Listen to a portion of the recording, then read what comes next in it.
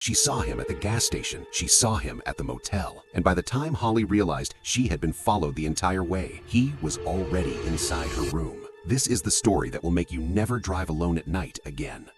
Holly Gardner is 19 years old. She has just spent a great weekend at a gaming convention, exactly the kind of normal, exciting trip any teenager would take. Now she is driving home alone on a 12-hour interstate drive, tired but happy. To avoid heavy traffic, Holly takes the longer route through the back roads, a small decision, completely reasonable. But that small decision is exactly what her stalker was counting on. Isolated roads, no other cars, no witnesses. She drives through the night alone, not knowing that somewhere behind her, headlights are following her every turn. Running low on fuel, Holly stops at a remote gas station in Norwood Valley. The cashier is strange, tense. He warns Holly that if she sees a girl in a white or blue gown on the road, keep driving. Don't stop, don't look, just drive. Holly doesn't fully understand the warning, but she thanks him and pays for her gas. What she doesn't see is that while she was inside the station, a man in a blue hoodie quietly walked up to her car and sabotaged it, ensuring it would break down later on a dark, empty road, alone.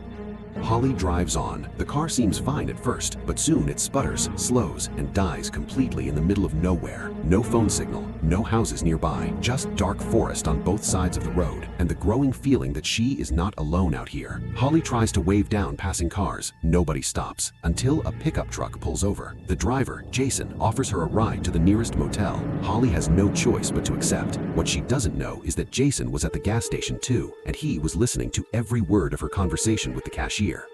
Jason drops Holly at the Roadway Inn, a rundown motel that is not even approved for occupancy, but it's the only option. Holly pays for room 9 and tries to settle in for the night, but something feels deeply wrong. Room 4 across the parking lot, its door keeps closing whenever Holly gets near it. Someone is watching her from inside, and outside in the parking lot, a red car sits silently. If you stand close enough to the trunk, you can hear breathing coming from inside. Unable to sleep, Holly gets up to buy coffee from a vending machine near room 4. She drinks it, and immediately something is wrong. The world becomes disorienting. Her vision blurs. Her control over her own body feels backwards. Holly staggers back to her room and collapses into bed. The coffee was spiked. Someone poisoned it deliberately.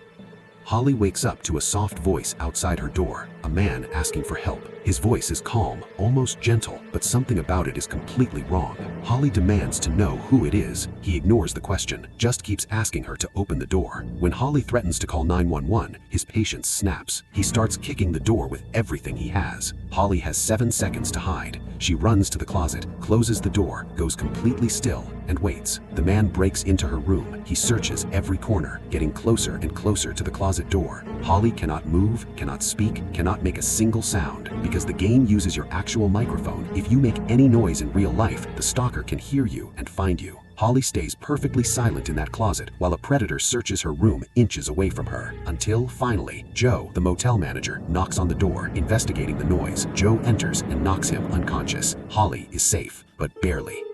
Holly escapes, but the truth she carries out with her is deeply disturbing. There were not one, but 2 stalkers. The man in the blue hoodie who sabotaged her car at the gas station, and the man in the white shirt. They had been coordinating the entire time, following her from the convention, sabotaging her car, spiking her coffee, setting up every single moment of that night. And Joe, the manager who saved her, refuses to let Holly call the police, which leads Holly to believe that the people who run this motel might be connected to the stalkers, connected to the disappearances in Norwood Valley. And somewhere out there are roads just like that one, dark and empty and far from help. If you want to know what happens in episode 3, Carson House, that video is coming very soon. Subscribe so you don't miss it.